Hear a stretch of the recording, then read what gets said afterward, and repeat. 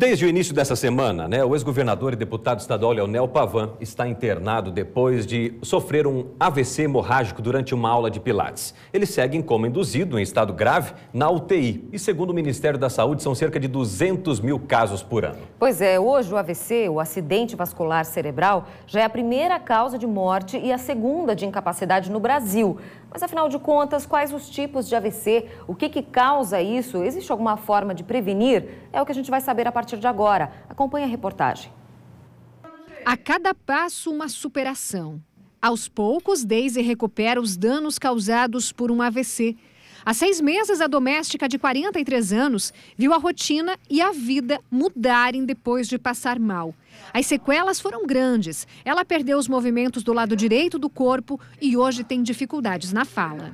A única coisa que eu tive foi 3 dias de dor de cabeça. O resto não senti nada. Caí mesmo e já fui para o hospital. Segundo esta fisioterapeuta, os danos causados pelo AVC variam conforme a área do cérebro afetada. Mas, geralmente, todo paciente com AVC tem algum tipo de sequela. A recuperação também depende de vários fatores. A única certeza é que quanto antes começar a reabilitação, melhor os resultados. Hoje, metade dos pacientes que ela atende nesta clínica são vítimas de AVC. Então, esses pacientes têm sequelas diferentes e a gente trata de maneira individual. Pacientes que têm dificuldade em caminhar, tem pacientes que têm mais dificuldade no membro superior e aí a gente trabalha com exercícios funcionais para aumentar a independência desses pacientes. Segundo dados do Ministério da Saúde, o AVC é a segunda causa de incapacidade no Brasil. E pior, é a primeira causa de mortes no país. Por ano, são cerca de 100 mil. Segundo este médico neurologista, existem 2 tipos de AVC. Os isquêmicos, que é quando, por algum motivo, uma artéria ou veia está entupida e falta oxigenação no cérebro. Este tipo representa 90% dos casos.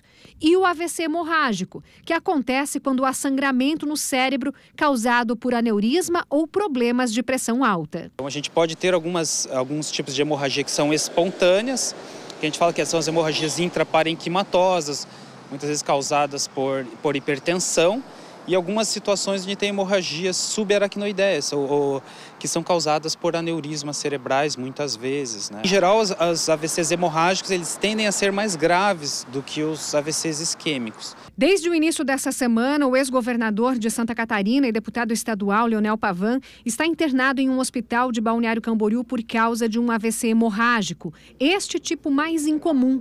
Segundo os boletins médicos divulgados pelo hospital, Pavão teve uma hemorragia subaracnoideia, na região entre o cérebro e a meninge. O deputado não tinha histórico de doença neurológica e nem de pressão alta. E, segundo a família, mantinha hábitos saudáveis. Por isso, as causas ainda são um mistério.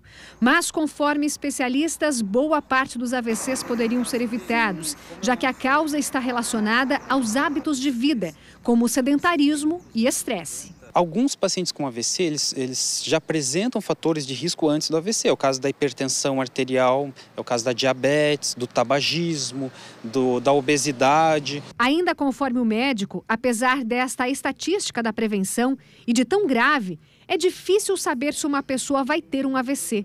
Na maioria dos casos, os sintomas só aparecem quando ele já aconteceu.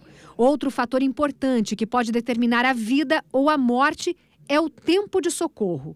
Por isso, o médico alerta para os sinais. Pode apresentar alguma alteração na face, uma dificuldade nos membros, nos braços ou nas pernas, levando uma dificuldade de caminhar ou segurar algum objeto. Então, a dificuldade da fala da pessoa se expressar, querer dizer alguma coisa. Os AVCs, seja isquêmico ou hemorrágico, são uma situação de urgência da pessoa precisa ir o mais rápido possível para o hospital.